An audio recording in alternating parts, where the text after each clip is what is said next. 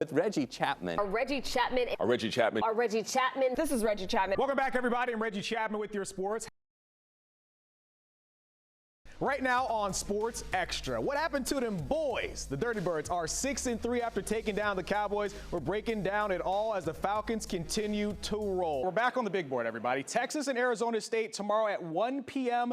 Of course, everybody's trying to get here back to Atlanta for the national championship game, but this is the one that's coming up tomorrow. Two programs that got here in drastically different ways with drastically different expectations coming into this season. Yeah, well, behind me is Chipper Jones throwing out the first pitch ahead of tonight's game. Braves Hall of Famer, World Series champion, 8-time All-Star. But here in my hand, this is a Chipper Jones 2000 All-Star bobblehead from when he hit a homer the last time the Midsummer's Classic was played here in the city, a moment the legend remembers clearly to this day. Yeah, it's a little interesting because the Dogs came in at number 10, but if we put everybody here in the bracket, the Dogs come in as the number 11 seed in the college football playoff. Each Power 4 conference champion and top-ranked Group of 5 team gets automatic bids, which is why you see teams like Boise State as well as BYU seeded higher than them, even though the Dogs are ranked higher than both of them. I want to show you the exact play where the Hawks season ended. Overtime, Davion Mitchell against Trae Young misses the three. The hustle play right here gets his team another possession. Eventually go back to Tyler Hero. He had 30. He had a huge day.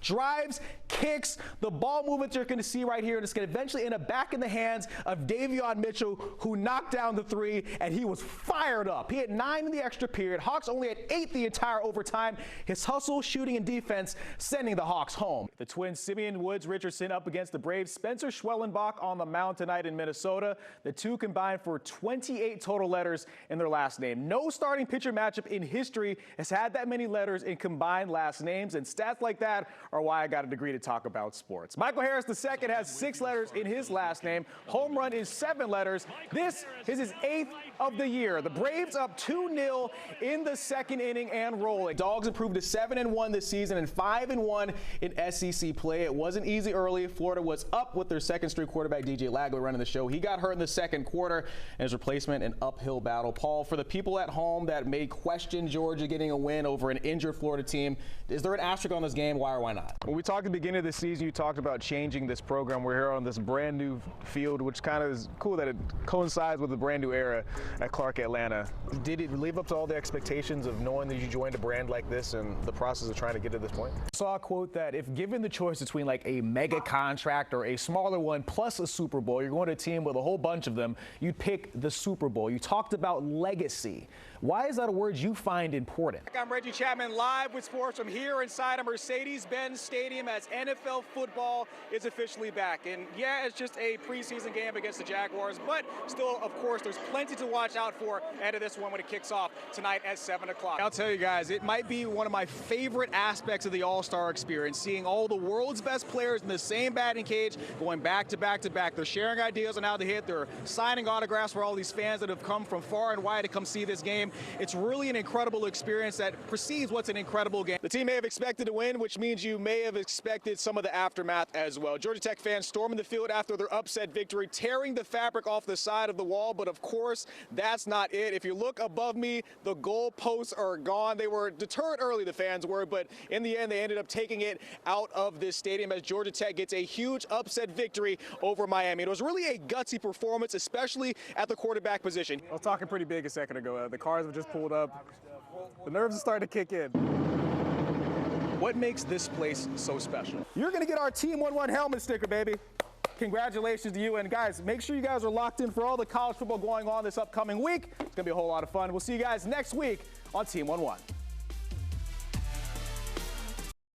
11 Alive's Reggie Chatman introduces you to a new age of Olympic hopefuls in tonight's Practice to Podium. Despite the fact that African Americans make up a small percentage of tennis players in the United States, the country's biggest star is a black woman. Atlanta native Coco Gauff is inspiring the next generation of black girls playing tennis in the A, thanks in part to the Lead Center for Youth. I see Coco as the flag bearer. Coco Gauff holding the flag in the Olympics, and I'm like, that could be one of my girls. Quick feet. Here at the Lead Center for Youth, that's what we're trying to do. Period. Okay. LEAD uses baseball and tennis to teach Black youth in the Atlanta public school system and Metro Atlanta how to combat crime, poverty, and racism. Your feet are always moving. You're always going to be prepared for what's next. And inherently, tennis and baseball are mainly white sports, very expensive. Y'all are athletes, okay? This tennis program, I like it. Make sure that they have their own space where they can come, develop. Yes, ma'am. And be authentically themselves as Black girls. Good job. I was watching TV with my mom, but then that's when my mom had told me it's Serena Williams. And me myself, after I seen her, I was like, oh yeah, I wanted to do it. Perfect. It's very comfortable to be in an environment with people like me, my skin color. Throw. I get to meet new people in a sport I love too. So I get to see people that I love and a sport that I love. I show them different people like Venus Williams, Serena Williams, and Sloane Stephens, Coco Gauff. There are girls and women that look like you playing the sport. Nice. You know, that can carry me on to life so where I can get known for playing a very hard, difficult sport. So if it bounces outside of the line, that's when it's out. We're preparing them not only to win at tennis, but also win at the game of life. I asked Coach and Program Director Mackenzie Stewart what she wants the future for this program to look like. She told me she wants it to be a launching pad for these girls to head to the next level and be the next Coco Gauff, who she continues to remind them isn't that much older than they are.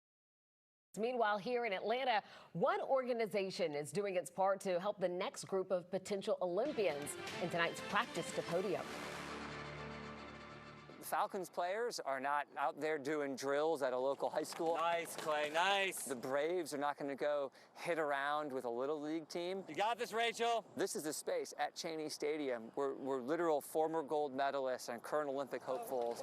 Yeah, we'll need to make some adjustments. Are training with moms and dads and young people in the same location. Smooth, relaxed. The Atlanta Track Club has a unique training setup. Running fast is so much more fun than running slow. In the same place athletes warmed up during the 1996 games in this very city. Here we go, ladies. Members of their elite club, like Olivia Baker, hope to be a part of the Olympics when it returns stateside in 2028. While we didn't qualify for the Olympics this year, I think that this group is really on the rise. It's really an opportunity to buy low on Atlanta Track Club. Get it, Rachel.